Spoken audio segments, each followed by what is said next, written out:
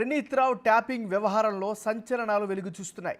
కర్ణాటకలో కుమారస్వామికి అనుకూలంగా ప్రణీత్ రావు టీం పనిచేసినట్లు గుర్తించారు పోలీసులు.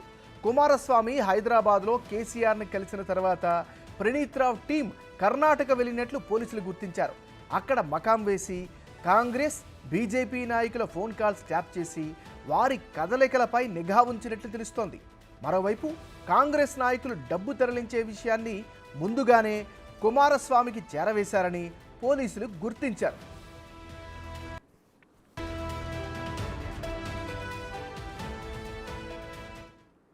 ఇక ఇదే అంశానికి సంబంధించి మరింత తాజా సమాచారాన్ని మా రిపోర్టర్ సురేష్ అడిగి తెలుసుకుందాం. సురేష్, చెప్పండి.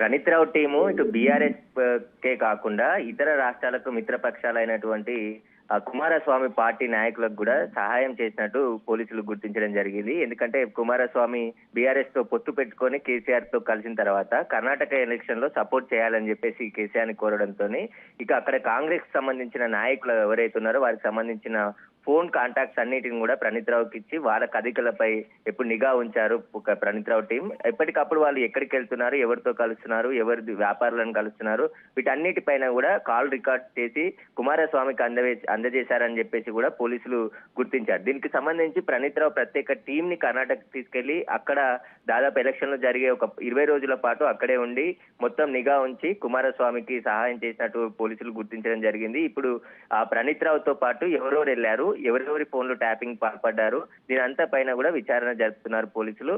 ఎందుకంటే కుమారస్వామి బీఆర్ఎస్ తో పొత్తులో భాగంగా కలిశాడు, తనకి పొలిటికల్ గా సహాయం చేయాలని చెప్పేసి కూడా కోరడంతోనే ఈ ట్యాపింగ్ వ్యవహారం తెలంగాణలో నడుస్తుంది కాబట్టి అక్కడ కూడా దీన్ని ఇంప్లిమెంట్ చేసి అక్కడ ప్రతిపక్ష నాయకులు అదేవిధంగా కాంగ్రెస్, ముఖ్యంగా కాంగ్రెస్ నాయకుల కదలికపైనే నిఘా పెట్టి వారికి ఉన్న సమాచారాన్ని అంతా కూడా కుమారస్వామికి ప్రణీత్ రావు టీం అందించినట్టు గుర్తించారు. ఎందుకంటే అక్కడ కర్ణాటక కాంగ్రెస్ నాయకులు ఎక్కడికి వెళ్ళినప్పటికీ కూడా ముందే కుమారస్వామికి గ్యాంగ్ టీం కి తెలవడంతో వీరంతా కూడా ఎలా జరుగుతుందనే అయోమయానికి గురయ్యారు. కానీ ఇప్పుడు ఈ ఫోన్ ట్యాపింగ్ వ్యవహారం తెలంగాణలో దుమారం రేపుతున్న తరుణంలోనే ఇటు కర్ణాటక విషయం కూడా బయటపడింది. దీనికి సంబంధించి పోలీసులు దర్యాప్తు చేస్తున్నారు. ఇప్పటికే ముగ్గురిని కూడా అరెస్ట్ చేసి రిమాండ్ కి తరలిస్తున్నారు. కాబట్టి వీళ్ళ ముగ్గురిని విచారిస్తే కర్ణాటక వెళ్లిన టీం ఎవరు, ప్రణీత్ రావుతో పనిచేసింది ఎవరు, అక్కడ ఎవరెవరి ఫోన్లు ట్యాపింగ్ పాల్పడ్డారు, అక్కడ కుమారస్వామికి అందించిన కాల్ డీటెయిల్స్, అదేవిధంగా నాయకులకు సంబంధించిన సమాచారం ఏ